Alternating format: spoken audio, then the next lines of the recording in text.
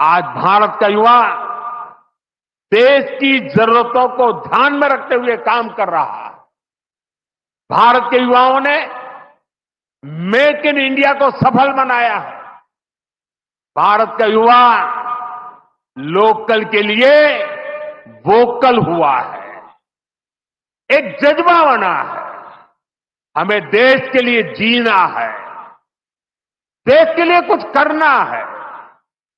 खेल के मैदान से लेकर अंतरिक्ष की ऊंचाई तक राष्ट्र निर्माण की भावना से ओतप्रोत हमारे युवा आगे बढ़ रहे हैं, आगे चलते ही जा रहे हैं। यही युवा 2047 के जब आजादी के 100 साल होंगे, विकसित भारत के लक्ष्य की ध्वजा थामे हुए है। और मुझे विश्वास है, संगठन, समर्पण और सेवा की ये त्रिवेणी विकसित भारत की यात्रा को निरंतर ऊर्जा देती रहेगी, दिशा देती रहेगी। संघ का इतने वर्षों का परिश्रम फलीभूत हो रहा है।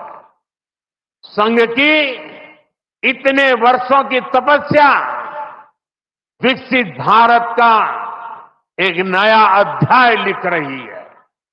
साथियों, जब संघ की स्थापना हुई तब भारत की हालत भी अलग थी और हालात भी अलग था।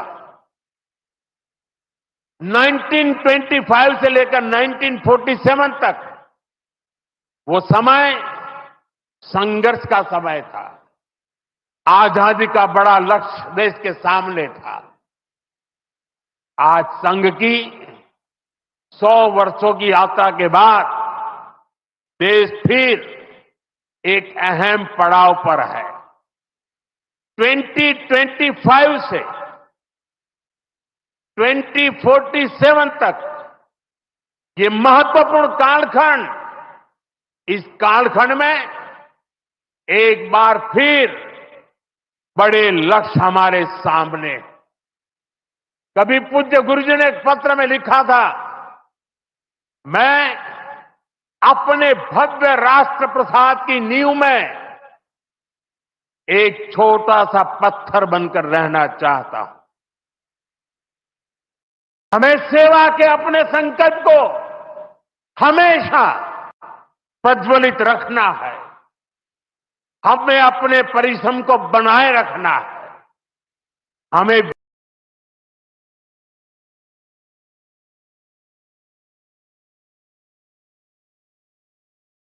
देवेंद्र फडणवीस जी,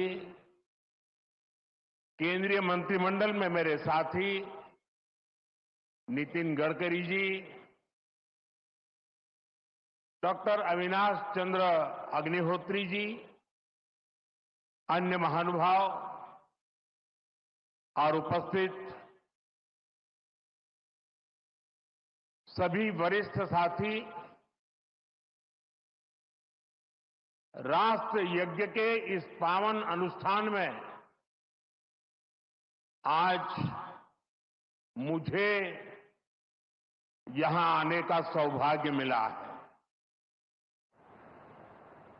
आज चैत्र शुक्ल प्रतिपदा का ये दिन बहुत विशेष है। आज से नवरात्रि का पवित्र पर्व शुरू हो रहा है। देश के अलग अलग कोनों में आज गुड़ी पड़वा, उगादी और नवरेह का त्योहार भी मनाया जा रहा है।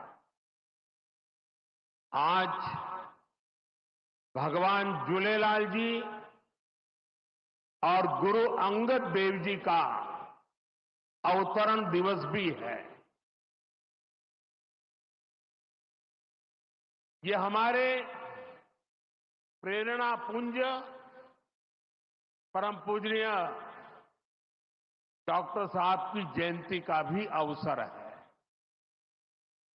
और इसी साल राष्ट्रीय स्वयंसेवक संघ की गौरवशाली यात्रा का 100 वर्ष भी पूरे हो रहे हैं।